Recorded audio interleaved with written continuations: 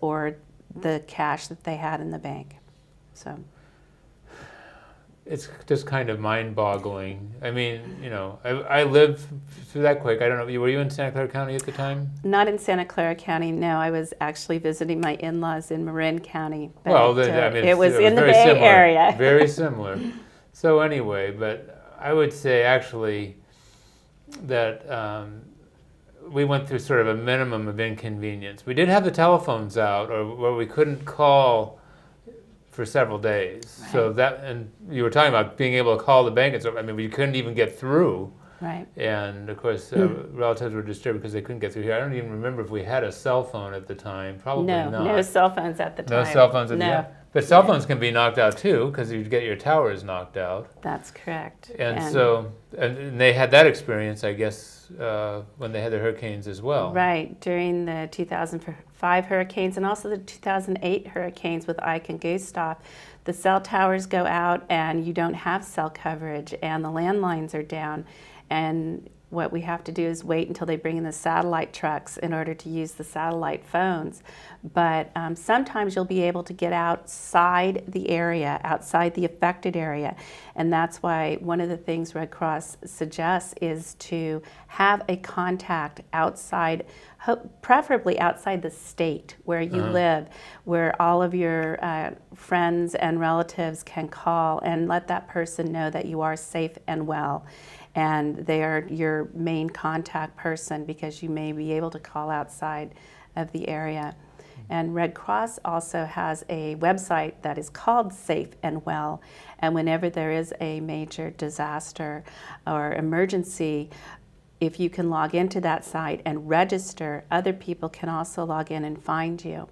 And so that is a resource that we provide, and actually we even used it up here at the recent Lockheed fire up in the Santa Cruz Mountains. We tried to find we're able to connect people who couldn't get in touch with each other. And now people will be using Facebook and MySpace and all these social, Twitter and so Flickr, forth. yes. So they can send out to their followers and so forth, I'm okay, I'm okay.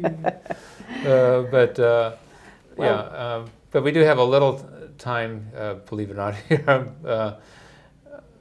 And I was thinking, though, back to that time, and in some ways we were pretty fortunate in Northern California, I think, for the magnitude of that quake and so forth. Well, for one thing, in other parts of the world, when they've had that type of a quake, because their buildings aren't as earthquake safe, they have a lot more difficulty. But here, we had a few dramatic things that made it onto the news, but largely, we had just a few inconveniences, a few dramatic things. They had to shut down the Giants game. Yes, and the poor Giants never recovered. I guess not. No, they didn't. The A's took it in the next two games. So Darn. Never been the same, has it? Poor Giants. For us poor Giants fans. But, that was a very large event for the Bay Area. And although the epicenter was down below Santa Cruz, but we do know that that was not the proverbial big one. Right. That was in no way the same size as the 1906 earthquake. And as we do know here, it's not a matter of if we have a large quake, it's going to be when we have a large quake. So it's more like a wake-up call. Well, we certainly hope that we do our best to make sure that all people know how to be prepared. But the very sad thing is at least 70% of our population are not prepared for a major disaster or emergency of any kind. And we have seen that we cannot rely on our federal or our state government to bail us out. The recommendation of the Red Cross and other emergency agencies is that we be prepared to take care of ourselves for 72 hours, which is 3 days, and that is a long time. And it can be a long time, especially when your toilet's out of order. Well, you know that there are suggestions on how to deal with that. We actually have a wonderful prepackaged kit that comes in a bucket with the top of it is a toilet seat. And so you unload all of the items from the bucket, and then you may use that as your portable toilet. So it serves a number of purposes, and those are available at our Silicon Valley Red Cross office on North First Street. Okay. So, again, I think we have a couple of minutes left, believe it or not. But I'm enjoying this conversation because part of it is, folks, I'm just like you. What we mostly think is that tomorrow is going to be pretty much like today. And the fact is that that's not really the case, that we have to prepare for things that can happen from time to time. So there was a Mount St. Helens event that had a dramatic impact in the Northwest and actually swept ash all the way down here. We do get earthquakes in California. Fortunately, they're spaced out as far as the really violent ones. But we get some pretty good temblors from time to time, between Southern and Northern California. So we need to think about these things and to be prepared. And you take that old Boy Scout motto seriously, right? Right. And so it behooves us to take these things seriously that Kathleen has talked about today, and to know that there are these resources that are available to you at no charge, just by contacting the Red Cross. So why not give them a call or look up on the website how you can request these items and get them into your households and do something about it so that you will be prepared. That's right, and you can actually contact your local Red Cross by going to redcross.org.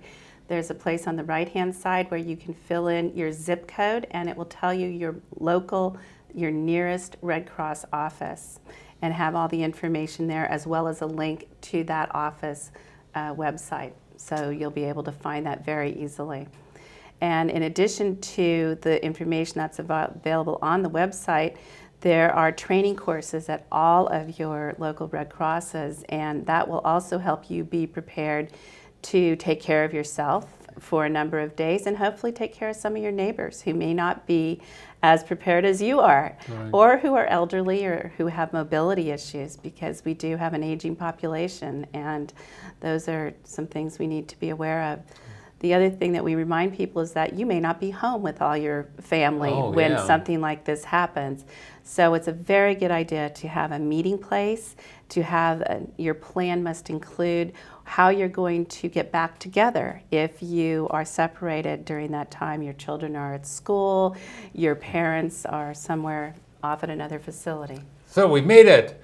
So thank you very much for being with me today, Kathleen. It's a pleasure Mike, having you as a guest on my show. And just so you'll be prepared, I brought you a first aid kit, so no excuse for you. That'll remind you that you need to go home and do your own financial preparedness as well as your personal preparedness. Right. Well, thank you again. Thank you for being with us today with this important message for us.